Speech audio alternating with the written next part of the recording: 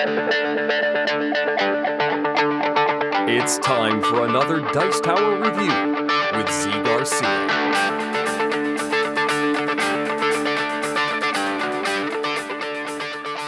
Hey everybody, today I'm going to be taking a look at Valley of the Kings Last Rites. This is a deck building game, third in the Valley of the Kings line that comes after Valley of the Kings and Valley of the Kings Afterlife. Now, as you can see, these three covers at a glance are pretty similar. Lots of sand color, which is thematic. The mechanism between the first and the second were very similar. I rate them both the same. My main complaint about the second one was that it was basically new cards, but pretty much the same game as the first one. So how do I feel about this new one? Well, before I spoil that, let me give you a quick overview of how the game works, and then we will take a look at some cards close up and come on back for my thoughts. And I'm going to tell you if I think it's too close to these or if it brings enough new to the table. Here we go.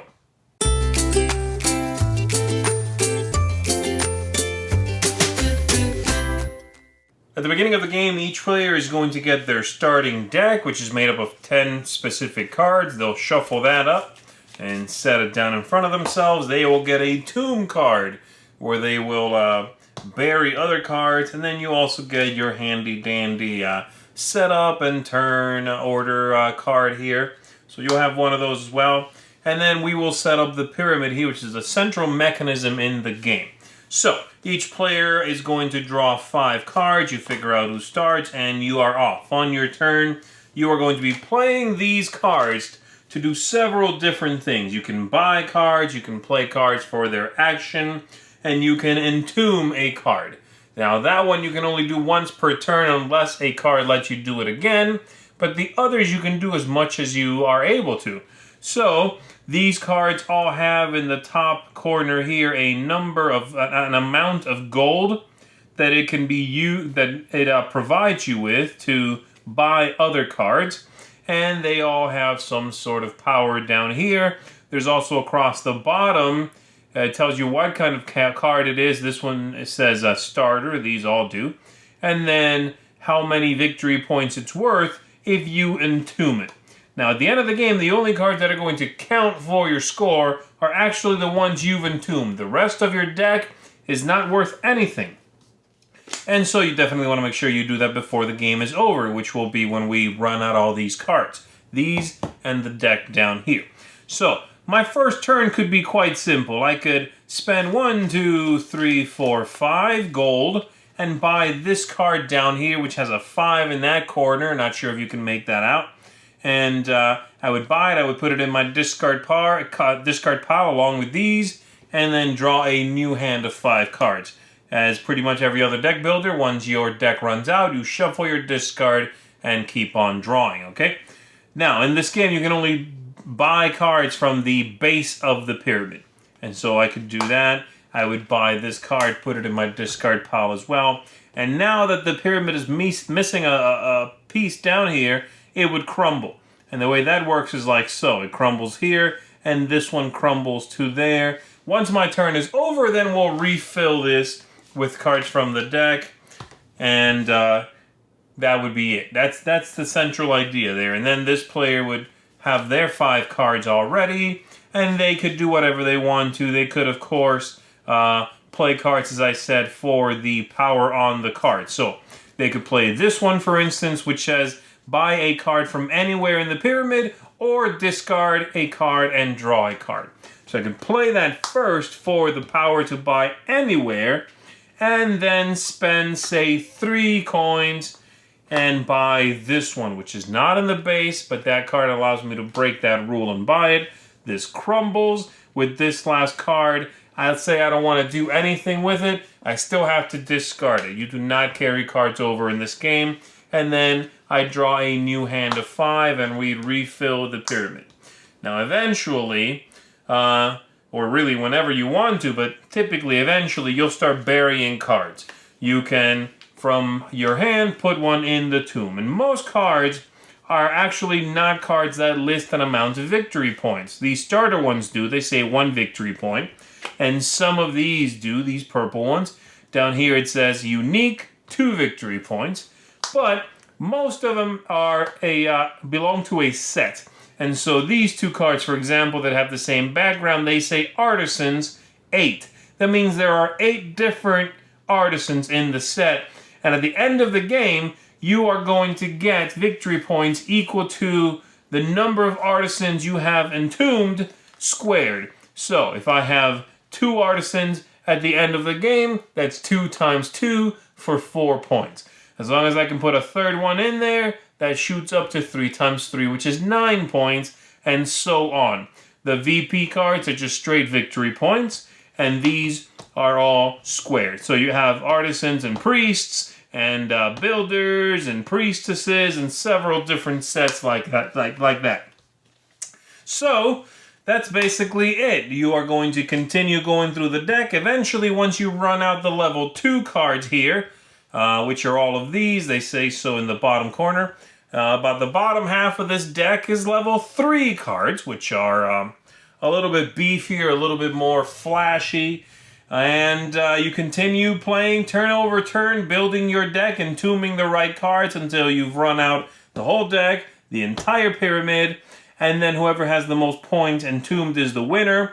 I should also point out, before I give you a close-up look at some of the cards here, that if the pyramid is not affected at all on your turn, meaning you buy nothing, you still must get rid of something and crumble it and put a new card in. So the game does not stall. You have to affect the pyramid either voluntarily because you buy something, or at the end of the turn, something's got to go, okay? That's basically it. Let me show you some cards. In this set of the game, the idea of the Boneyard is featured heavily in manipulation of the Boneyard. The Boneyard is sort of a common discard pile, the cards that are removed from the game. It's not your personal discard, it's cards that have been pulled out of the game, okay? And so this one, for example, that priest, you can discard a card and then take the top card of the Boneyard if you qualify for it. You also have this one here, which is if the top card of the Boneyard is a starter card, you get to entomb that, and then you get to do it again if you can. If the second card in the Boneyard was also a starter card, very tricky card and very specific when you play. You'll notice a lot of the cards in the game are also, the timing on them is really specific. You want to be careful when you play them. This one here allows you to buy cards for half the cost for the rest of that round. So really good card, worth 3 victory points. You'll want to keep it around and then wait till the last possible moment to entomb that one because it's a great power. This one allows you to play the top action card from the pyramid, and so just whatever's sitting at the top of the pyramid, you get to trigger that. A lot of the cards are also sort of little engines for entombing cards faster. This one, for example, lets you discard a bunch of cards and then entomb one for every card you've discarded. Now, your hand size is not typically that large, but this will let you get some more things buried quickly. This card here lets you get rid of a few things, sacrifice a starter card, discard a set card.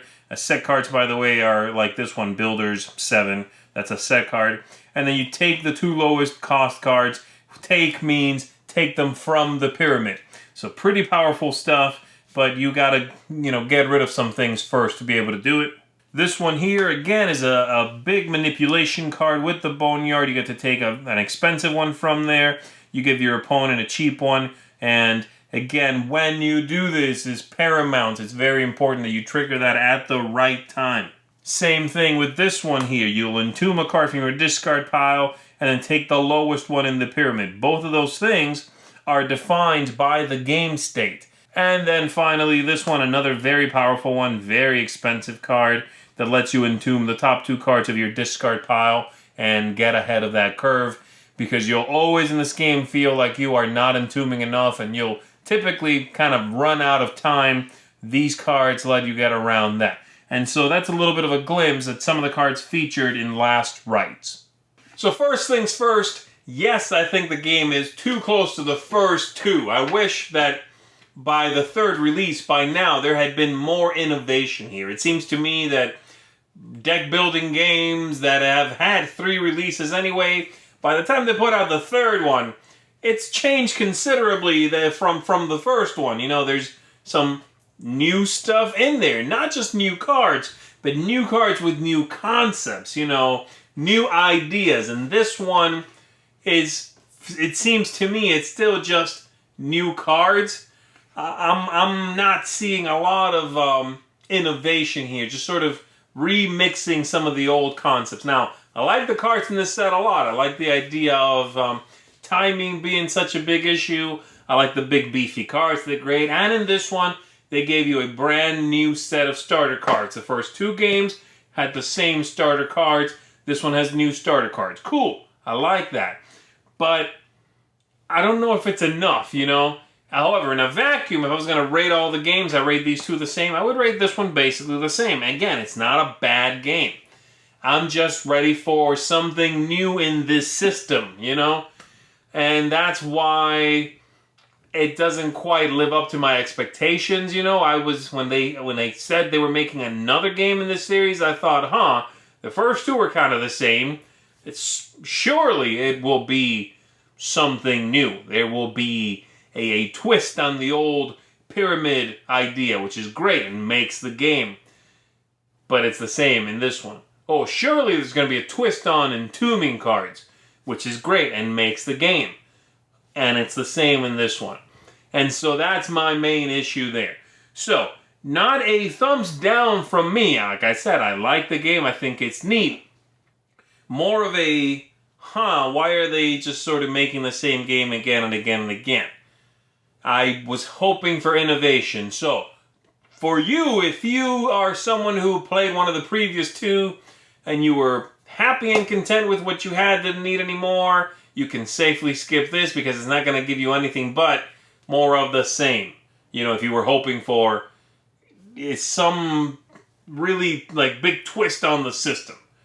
If you adore the game, then you'll go and get it because it's very easy to mix and match with the other ones. They're compatible, all of that good stuff.